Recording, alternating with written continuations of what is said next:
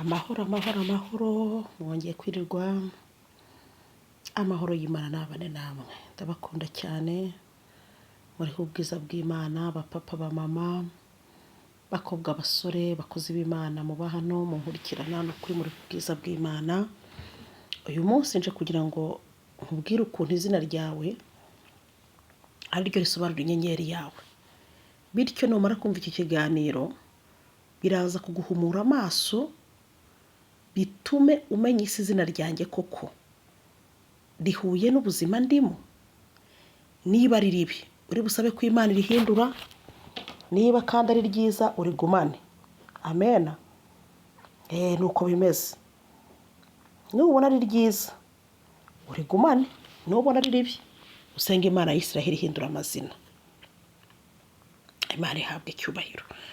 Nkomeje gushimira abantu muri gukora share, mugakora subscribe, mugakora like, comment. No kuri Imana ibaha umugisha muri kunyereka ko turi kumwe. Ndabashimiye. Kambwira umuntu utari wakora subscribe, ibi byabaye refure ntago nabireka kubivuga kugira ngo tujye turushaho kubana mu bindi biganiro. Kanda subscribe rero wowe utari wayikanda wonyumvishe bwa mbere, nawe unyumvishe inshuro nyinshi ukaba waribagiwe.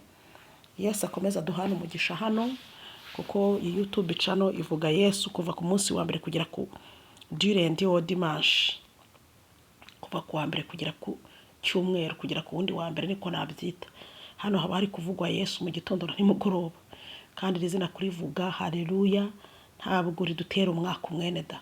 Kera tukiri abana bajyaga batubwira ngo hari abantu ngo uvuga ngo mu gitondo ngo hari abantu ngo uvuga mu gitondo kibyuka ngo uwo munsi we ngo ukirirwa nabi ngo kubera uvuze amazina yabo, ngo amazina yabo ngo yateraga umwaku. Hari abantu babiri no muri quartier bari bahari icyo gihe, ngo iyo wabavugaga yari umugore wari utuye ahantu n'umugabo wari utuye ahandi hirya iyo, bavuga ati nuvuga uyu muntu muri abangaba ukamuvuga mu gitondo kibyuka utari wasenga, umva uzahura n'ibibazo uwo munsi ngo batera umwaku.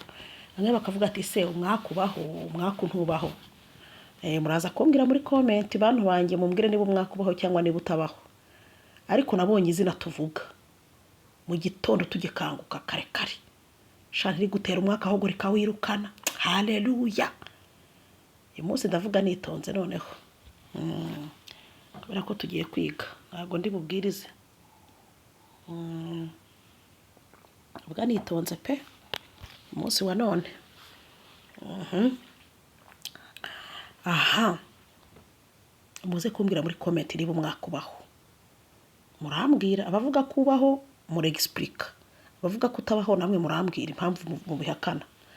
Ntacyo ndi butangazeho hano kuko ngiye kwivugira ibijyanye n'amazina yacu twagiye twitwa n'ababyeyi, ayo twiswe n'abarozi, ayo twiswe n'ibihe turimo, ayo twiswe n'abagome. Ngiye kuvuga ku kintu bijyanye n'izina muri rusange. Twese nta muntu hano utitwa izina, ariko ririya zina rya Yesu Kristo yirivuze mu gitondo ukibyuka, ukavuga Mwami Yesu ndagushimiye ko wandamukije Mwami Yesu, ibintu nk'ibyo. Iryo zina ukaribanza mu kanwa no kuri uwo munsi nta n'umwaka wagufata niba utunabaho, ahubwo izina rya Yesu rirawirukana. Imana ishimwe. Nimero yanjye buri gihe nyitanga ndi gusoza. Imana ibaha umugisha kandi munyihanganira abantu ntajya mpita nsubiza rwose, mujye munyihangarira. Murabona ko hari igihe ndara ninjoro, murabizi ko ari abantu nsubiza saa 5 z'ijoro na saa 6 z'ijoro. Burya mba narebye nkavuga nti message yiriwemo cyangwa yayiriwemo iraramo, reka ndebe ko nagerageza ngasubiza uyu muntu. Hari abo njya nsubiza saa 5 z'ijoro, saa 6 z'ijoro. Abari kugira ngo ndebe ko nibura mutavuga ko nabataye cyangwa nabaretse, cyangwa mutavuga ngo uyu mushumba rwose yatwirengagije.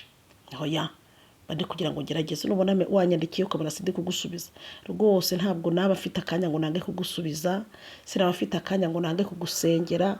Harambwiye bati kugufatisha nibyoroshye, ndi umukozi w'Imana nibyo, ariko ngira n'izindi nshingano. Ako kantu murangashyiraho umucyo, ngira n'izindi nshingano kamemo. Murabizi ko ndi umubyeyi, inshingano z'urugo, iza sociale zindeba mu mifamiye, mu maryango, mu nshuti, kubitaho umurimo w'Imana, kubitaho amatelefone y'abantu, kubitaho kubwiriza, kubitaho gukora ibiganiro, kubitaho no kwiyitaho nanjye ubwanjye. rero abantu mujye munyihanganira, nubona wanditse message rwose nkamara nk'amasaha 5-10 ntarayisubiza, cyangwa ukampamagara ukabona sinkwitabye, ubwo nyine ntabwo bikunda nari kuba nakwitabye kare cyangwa nagusubije. Ariko nk'umuntu uhamagara 1, 2, 3, 4, wowe rwose muri communication haba harimo ikibazo. Ubundi iyo uhamagaye umuntu inshuro 1, 2 ntumufatishe, uko bisa kose ubwo ntabwo ari hafi nyine. Igihe aza kubibonera araguhamagara. Kumuhamagara kenshi rero sicyo cyerekana ko umushaka. Samutayimuha n'igihe umuntu abona bitameze neza mu mubiri. Hari umuntu uguhamagara ukagira ngo ari guhuruza, telefone kavaho yongera ku buryo ashobora no gutuma n'uri kuguhamagara bitemera. Guhamagara umuntu inshuro nyinshi cyane sibyo byerekana ko umushaka vuba. Wahamagara 1 byakanga 2 ukabutuje, igihe ari bufatire telefone ababona ko wamubuze, nta kindi. Imana ishimwe. Nje kuvuga ku mazina. Ijambo ry'Imana rirambwira ngo umutambyi Eli yazize kudacyaha. Ntabwo nabura tutagenda hano ngo mbure kutuvuga, kuko naba mbabereye indyarya kandi ntabwo ari byo. Kugeza umunota nta kindi kintu kitagenda, nta gihari nababwira. Hano twese uko turi hano dufite amazina yacu, ariko uyu munsi ndagira ngo twibande ku mazina y'Ikinyarwanda, tureke kujya muri ariya mazungu cyane. Tureke kujya muri ariya mazungu, tujye mu mazina y'Ikinyarwanda yangaya twabyirukanye iwacu batwita, wavutse iwanyu bakakwita, ibintu nk'ibyo. Reka tureke kwibanda mu ya kizungu wenda cyane, ariko nubwo wanayibandaho nta kibazo. Izina n'izina, nta muntu hano utitwa izina. Kabiri, nta kintu kiri ku isi kidafite izina. Icyo kintu twacyumvikanye. Ariko nagira ngo mbwire abantu hano ko izina ryacu, izina witwa ariyo nyenyeri y'ubuzima bwawe. Izina witwa niryo risobanura icyo uzaba cyo. Izina witwa niryo risobanura icyo uri cyo uyu munota tuvugana. Biri related n'izina ryawe. Noneho hakaba igihe ubaho ukabaho ngaho gutyo n'izina tu, ntugire hishurirwa ku izina ryawe ngo umenye gusira izina. Ubundi abantu mujye mubaza amateka y'amazina yanyu, mujye mubaze se kuki banyise Nyirandiho ku bwayo. Ngiye impamvu nitwa Nyirandiho ku bwayo ndayizi, barayimbwiye. Kuki wowe witwa iryo zina iryo ngiryo? Wazabajije. Iryo zina bari kwise bashingiye ku cyubundi. Ngewe nzi mu mateka yanjye bambwiye ikizina, impamvu banyisira izina, kandi koko bayimbwiye sanga ndiho ku bwayo n'uyu munota. Izina rero ryawe niryo rigira gute ridetermine uwo uriwe n'imigisha yawe. Ubundi Esther bivuga inyenyeri, Hadasa. Ikintu kizakoreka ku izina ryawe risobanura uwo uriwe. Hari igihe uzasanga abantu bafite n'amazina mabi no mu buzima busanzwe, ariko uwo muntu izina afite kumva ntacyo rimutwaye, akumva kubana naryo ntacyo rimutwaye we. Ndaza kubaha ingero muri Bibiliya z'abantu bitwaga amazina mabi, barangiza bamara guhishirwa ko ari mabi bakajya gusenga bakabwira Imana ikayahindura. Uyu munota muri leta yacu y'u Rwanda hari ukuntu bashaka kwita umuntu Nyirambeba, wenda bitewe n'abantu ba kera. Abantu bitaga abantu ba Nyirambeba, ba Nyirafuku, ntimubazi se? Ba Bijumba, ba Bitoki. Umuntu yamara gukora akavuga ati Imana ngira izina ndazajya nijyana hehe, agatanga ikirego muri leta bakarihindura, agatanga impamvu. Niba mu mubiri umuntu ashobora gutanga ikirego izina rye bakarihindura, kuki wowe mu mwuka wumva utatanga ikirego imbere y'Imana ngo izina ryawe rihinduke? Muribuka ko na Yesu Kristo ajya kuvuka hari ubuhanuzi bwaje, baravuga ngo hari umuntu uzaba umwami ngo w'isi yose, ngo akayobora, ngo azaba avuye ku ntara ya Yuda, ngo azitwa Yesu Kristo, ngo Emmanuel, Imana turi kumwe. Badekirivaga uwo muntu uzavuka akitwa gutyo, bavuga ngo azaba ari umwami. Ndetse n'umuhanuzi wavuze ngo uwo nguwo naza nge sinabasha no gupfundura udushumi tw'inkweto ze. Urumva batangiye kuvuga iryo zina Emmanuel, Imana turi kumwe, azaba ari umwami. Urumva batangiye kudekiriva inyenyeri y'iryo zina. Muri Bibiliya dufite ijambo ry'Imana, reka turisome tunarigendereho, nawe uri bumenye ukuntu ugomba guhinduza izina ryawe uyu munsi wa none. Igitabo Ingoma za mbere ibice 9. Yabesi yarushaga bene se icyubahiro, kandi nyina yamwise Yabesi kuko yavuze ati namubyaranye agahinda. Yabesi atakambira Imana ya Isiraheli ati cyamukama umugisha rwose ukagura imbago yanjye kandi ukuboko kwawe kukabana nanjye ukandinda ibyago ntibimbabaze. Nuko Imana imuha ibyo yasabye. Amen. Uyu muntu Yabesi tumurebeyeho ndaza kubabwira nunde rega ni benshi muri Bibiliya bamenye ko bitwa amazina mabi bajya kuyahindura ko batabonaga biri proportionnel n'intumbero bumva bazababo. Ijambo ry'Imana tugiye ko Yabesi yakuze ariko mu gukura nyine amaze gukura asanga yitwa Yabesi nk'uko nawe wavutse ukirakana utazi ibyo ari byo wamara gukura ukumva witwa Nyanaka.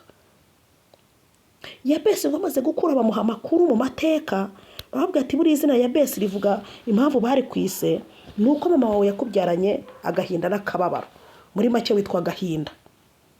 Yabesi ntabwo bigeze amubwire se mama wawe wenda yapfuye ariko kubyara, ese papa wawe yamuteye inda aramuta, ese bamufashe ku ngufu. Uko bisa kose Yabesi mama yahuye n'uburibwe, yahuye n'ububabare n'ubuzima wenda bubisi, bituma agiye kubyara umwana avuga atumva hari ndi zina namwita ni Gahinda nyine nta kundi ni Yabesi. Hari abantu bajya babyara umwana wenda baratinze kubona urubyaro bakamwita Muhoza mbo, cyangwa ababyara abana benshi wenda bagapfa Imana yaguhumwa akabaho ukamwita Shumbusho cyangwa Gihozo, ibintu nk'ibyo. Urumva uko bisa kose iryo zina riba rifite ahantu ryavuye, nk'uko Yabesi nawe rifite impamvu bari mwisi ryo ko bamura mubyaranye agahinda.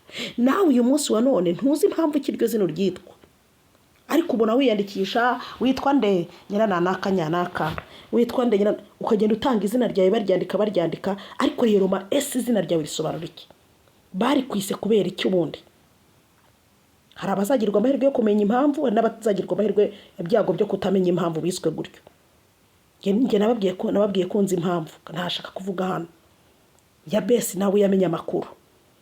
Yabesi akimara kumenya amakuru ko kumbe iryo zina bari mwise kubera mama we yari afite agahinda, ubwo urumva nyine ka gahinda ko kuri mama we kageze kuri Yabesi nawe nyine akahinda kakajya. Murabizi ko imyuka mibi igenda mu isano y'amaraso. Diregitomi byabaye kuri mama wa Yabesi byagombaga no gusimbuka kujya kuri Yabesi kuko na amaraso ye. Yabesi aravuga ati wapi ntabwo iri zina ngiye narigumana, ntabwo narigumana. Namenye ko hari Imana ya Isiraheli ihindura amazina, ngo nuko ngajya gutakambira Imana ya Isiraheli akimara kumenya ayo makuru. Ese wowe iyo umenya amakuru ajyanye n'izina ryawe urarisengera uraryihorera? Uzi ko Yabesi yakikomeza kugumana Yabesi atari konegite n'imigisha ye, yari dekonegite n'imigisha ye totaroma. Kubera Yabesi yari Gahinda hari ibintu atari buzabone bimutera ibyishimo. Arangije mwuka w'Imana aramusanga aravuga ati genda ubwire Imana ya Isiraheli guhindurira izina kuko iri zina ni dekonegite rwose n'imigisha yawe. Umuntu ufite agahinda se akazabaho mu gahinda kako nyine yabayemo kumwe imyuka mibi dukururukaho mu isano y'amaraso, ubwo urumva Yabesi ari kuzabona imigisha ivuye he? Ngo ajya gutakira Imana ya Isiraheli arayibwira ngo icyamukama umugisha rwose ukankuraho umuvumo ukankuraho agahinda nanjye nkaba umugisha. Cyamukama umugisha rwose. Umugisha wa mbere buri mu guhundirirwa izina mwene da. Iyo Imana iguhinduriye izina buri umugisha ntuba waje. Imana ishimwe. Iyo Imana iguhinduriye izina umugisha uba waje. Wari umushomeri ukaba umunyakazi, wari umusinga ukaba umumama, wari gutya ibintu nk'ibyo. Aho ni mu mubiri. Ariko no mu mwuka dusabwa guhinduza amazina. Ese muzi impamvu ki Yakobo nawe yari ayishinga ajya guhinduza Imana izina mu Itangiriro 32? Yakobo muribuka ko cyagiye havi wabo yihuta ajya hari ahantu Berisheba Itangiriro 28, igihe yakuraga ibuye akisegura byari byamucanze burya. Imana cyakora ngivugana nawe abura aho asambira yerekeza he kwa Nyirarume Labani. Ahageze abo muretwa waho imyaka 14 irenga.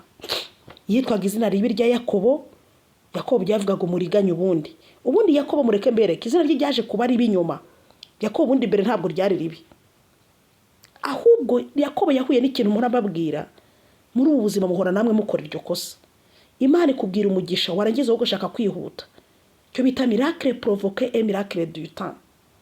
Miracle provoqué ni ikintu uzabona, ni isezerano uziha kwisohoreza wowe wihuse ubwawe, nko gutuga igikuta. Imana ikaba yarakubwiye ati nzaguha akazi, yaba itari yazo ukavuga ngo yaratinze, ukaburirwaniriye wenda ugambaniye uwo mukorana kugira ngo ukunde wicare kuri ya ntebe. Nibyo uzayicaraho ariko uzaba wirwaniriye, hari ingaruka uzahura nazo nyuma. umugabo witwa Aburahamu byamubayeho, yarategereje isezerano ry'urubyaro, Imana itari yazana wararambirwa nk'umuntu, ajya gukora icyo bita miracle provoque, ajya kwirwana aryamana n'umujago kugira ngo abyare. Muribuka ko yari afite ikigeragezo cyo kutaba ari kubona urubyaro. Yakobo nawe nuko kuntu yabikoze, Imana yari yarateguye ubundi buryo Yakobo azabonamo umugisha, kuko mama wabatwite Imana yari yamubwiye ngo mu nda harimo amahanga abiri, ngo kandi umuto yazayobora umukuru. Umuto yari Yakobo rero. Nubwo mwabira bihugu byabo umwana mukuru ari we wayoboraga, ariko icyo gihe umutoya noneho niwe Imana yari yaravuze, kuko ijambo Imana ivuze ntirihera. Yakobo urumva Imana yari ubundi mwa kiriya gihugu cyabo umwana mukuru niwe wayoboraga, ariko kubera ko Imana ifite ububasha bwo guhindura amategeko, abana abantu basizeho, Imana iravuga ngo Rebeka abana byaye umuto yari uzayobora. Abyara uwa mbere, asohoka uwa mbere ari cyoya, ari we Isawu. Umukurikiye yaramufashe ino, ari we Yakobo. Nyina yicirana ayo mabanga ko umwana muto yari uzayobora. Yakobo rero we akora ikintu kimeze nko kwirwanirira, akora ikintu gisa nko kuriganya. Nyamara iyo agituza hari ubundi buryo Imana yari yateguye agomba kubona umugisha bitaruhanyije. Muribuka ko n'igihe Yakobo yarari mu rugo atetse, ubundi mu gukura kwa Yakobo yakuza akunda kugubana na mama we mu rugo. Esawu agakura akunda kugenda kujya guhiga. Noneho rimwe Yakobo atetse rero ibishyimbo, mwene se Esawu ava guhiga, inzara imwishe. Aravuga ati Yakobo wanyihere ku bishyimbo nkirira. Yakobo aravuga ati reka ati nta bishyimbo byanjye ngo hatikireka no mu butware bwawe. Kubera ko nyine bari byizwi ko umwana mukuru ari uyobora. Nuko Esawu aravuga ati pubwa butware se bumara iki, inzara niyo bunyicanye, apunyihera ibishyimbo nirira ubufate. Mwisi y'umwuka wabatangiye gukora iki? Ihererekana bubasha batabizi. Buriya muzi ko hari utuntu mukora mutazi ko mwisi y'umwuka hari ibintu biri kwiyandika. Uwo munsi Esawu atanga ubutware agatora ibishyimbo, burya mwisi y'umwuka iherekana bubasha kuri Yakobo ryari ryatangiye kuba. Yakobo rero kubera gushyuhaguzwa ntabwo yihanganye ngo ategereze. Hari undi muntu wakoze ihererekana bubasha mu mikino atabizi. Igihe ariko mureke mbabwire, muzi ko mu mwuka hari ibintu biri gukoreka abantu batabizi. Umuntu witwa Dawidi yigeze ajya kurwana intambara kwa Sawuli, agiye kwica Goliyati. Icyo gihe Sawuli yari yavuze ngo umuntu uzatsinda azamushyingira umukobwa we. Kandi murabizi ko Imana yari muri plani yayo, yari yaravuze ko Dawidi azaba umwami agasimbura Sawuli. Reka Dawidi rero azajye kurwana ibwami, narangiza muri rwa rugamba umwami Sawuli amuhereza imyambaro y'ibwami, abyambare byose ngo agiye ku rugamba. Dawidi ateye intambwe 3 yumva ngo biraremereye, abivanamo yitwarira inkoni ye niyo yagiye kurwanisha. Ariko urumva ibwami bamutangiye kumuha imyenda y'ibwami. Impamvu Dawidi yabikuyemo akabyambura yumva bimuremereye nuko igihe cyo kuyambara cyari kitaragera. Ikintu cyose utari wagira mu gihe cyacyo, isezerano ryose utari wagira igihe cyo kuryakira, wumva kuri kuremereye, wumva kuzaribamo bigoye. Wumva bigoye. Arangije rero birangira nyine Yakobo yirwaniriye. Kuko icyakorekaga ko yirwaniriye, iyo akiza kuba umugisha waraziye ku gihe, ntabwo ari burinda acika mwene se. Kuko muribuka ko yagiye Berisheba acitse Esawu ari kumwirukankaho. Kuko muribuka ko Esawu yavuye guhiga agahita asanga umugisha babuhaye Yakobo kare. Yakobo yarinze ubwo abaga ihene, yishyiraho ibyoya byayo kugira ngo umusaza kubera ko atarakibona nakabakaba yumve ninde, yumve n'Esawu. Kubera ko Isa yari atarakibona, Isaka ntabwo arakibona, ngo aragise rasigaye areba ibirorirori. Ariko aravuga ati reka numvishe iyi ntoki abana bagira nabibyariye ndabazi, ninumva ibyoya ku mubiri ndamenya ko ari Esawu, kuko cyoya wanjye n'Esawu niwe wa mbere. Yatura imigisha kimara kuyatura agisohoka, Isawu bayikubisaho. Ati ndisi wowe uvuye hati wapi? Ati ninde twaye umugisha se? Aha, baravuga ati ni Yakobo. Urumva mu by'ukuri inzira zose Yakobo yanyuzemo ajya kubaga ihene yirwa yitwikira ibihu by'ihene, ibyo byose byari mu nzira itari ngombwa. Mwene nyina bimenya muvudukaho.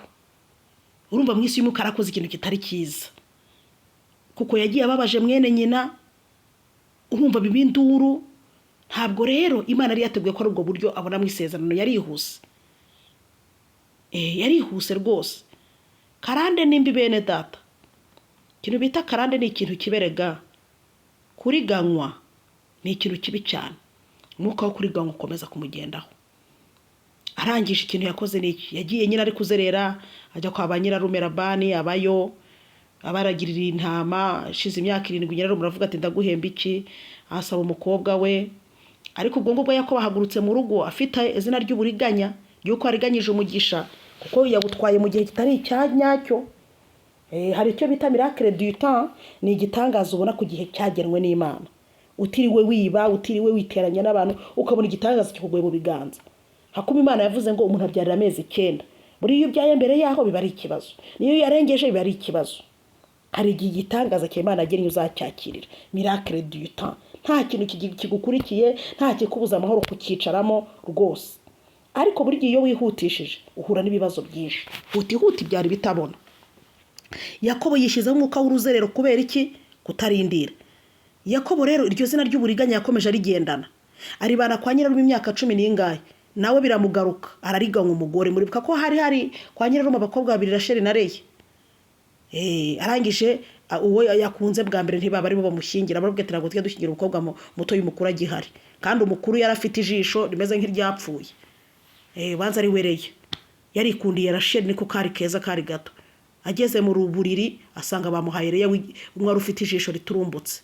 Yakobo arababara cyane, nawe yariganyije mwene se, nawe arariganyijwe umugore. Rega nta kintu dukora mu buzima kitazatugarukira. Arangije nyirarume arabwira ati rero ntabwo tujye dushyingira umukobwa muto y'umukuru agihari, niba ukunda Rasheli nawe mutendera indi myaka 7. Nawe aramutendera. Nyuma abonye uburetwa bwo kwa nyirarume bumeze nabi, amuriganya, yagira ihene intama akamuriganya ati zanjye no umugondo nuko nyirarume ageze kwa nyirarume yariganyijwe umugore, ariganywa n'amatungo yose kubera ko Yakobo arafite umugisha wo korora Imana yari yaramuhaye. Mu gitangiro 28 kuva ku murongo wa 10 kumanura ni Imana yamuhereye imigisha. Ageze kwa nyirarume nyine barororoka bagira ibintu byinshi cyane. Noneho babyara ihene n'amatungo, we na nyirarume kuvuga ati tugiye kwimyiza isa gutya, wende z'ubugondo nizo zanjye, izindi ni zawe marume. Izajya kuvuka zose ugasanga n'ubugondo. Nyirarume ati ndabihinduye izanjye n'ubugondo. Yakobo abaho gutya ariganywa kuko nayo yarariganyije. Igihe kimwe biza kumucanga akomeza urugendo. Mu gitondo kimwe ngo arabyuka afata abana be 11 niba yari yarahabyariye n'abagore be 2 n'abaja n'abagaragu n'amatungo arabishorera. Nyirarume Labani ngo abimenya nyuma y'iminsi 3 ko Yakobo yagiye n'abana be. Ngo baza kugera ahantu hari icyambu bitaga Yaboki. Yakobo aravuga ati izina riranduhije pe, izina bita umuriganya. Uzi kwira izina Yakobo yararimaranye ibaza Yakobo kwitwa umuriganya, akarishakana abagore 2 akaribyara n'abana 11. Urumvira izina kurya ari mumaze igihe kinini. Arangije ngo ageze ahantu ku cyambu bitaga Yaboki itangiro 32. Arangije ngo yambutsa babagore 2 n'abana 11 n'abaja n'abagaragu ngo asigara wenyine. Aribwo marayika w'Imana yaje mu ruhande rwe ngo barakirana.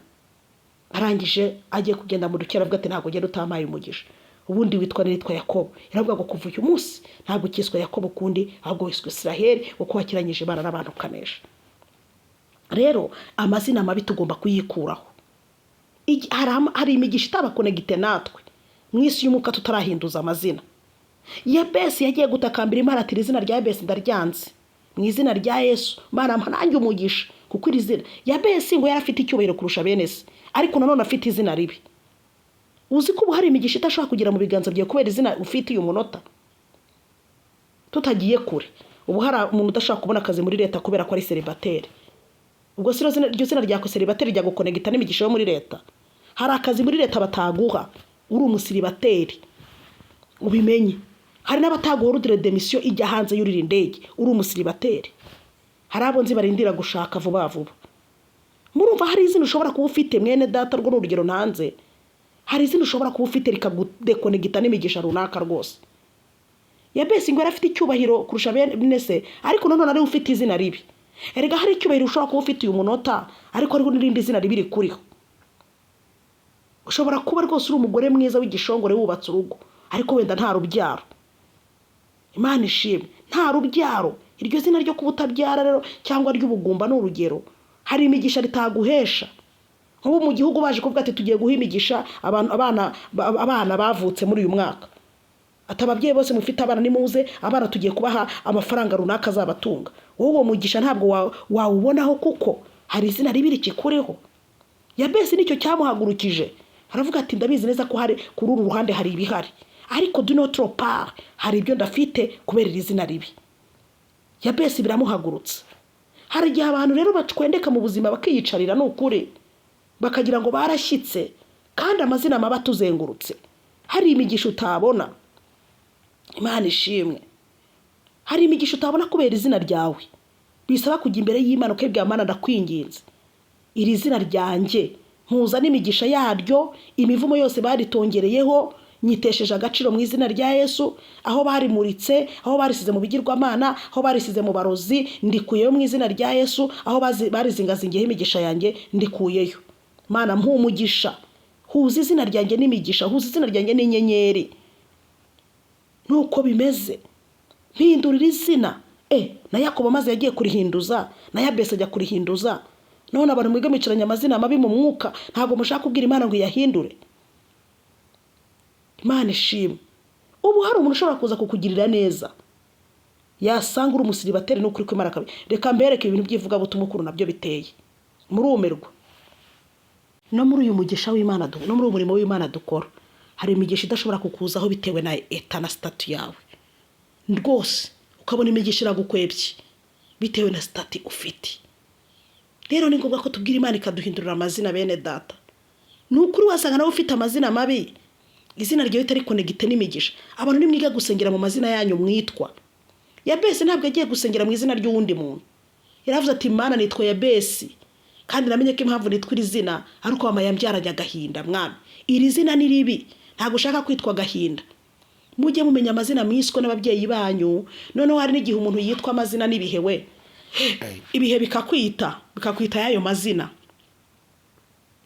ibihe bikakwita izina, cyangwa ibicaniro by'abarozi bikakwibatiriza, bikakwita igishobaziko, bikakwita ingaramakirabe, bikakwita indushyi, bikakwita umusazi, bikakwita ibiki byinshi.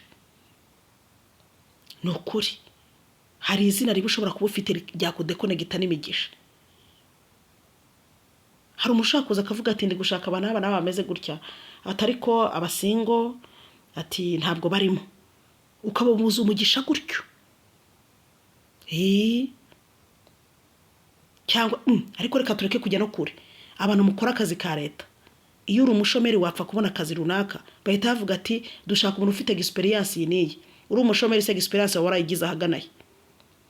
Izina ryawe rishaka kugudekonegita n'imigisha. Abantu nimwige gusengera mu mazina yanyu, mubwire Imana ibyayo mazina asobanuye bibi, Imana ibikureho. Estera byavugaga Hadasa, byavugaga inyenyeri.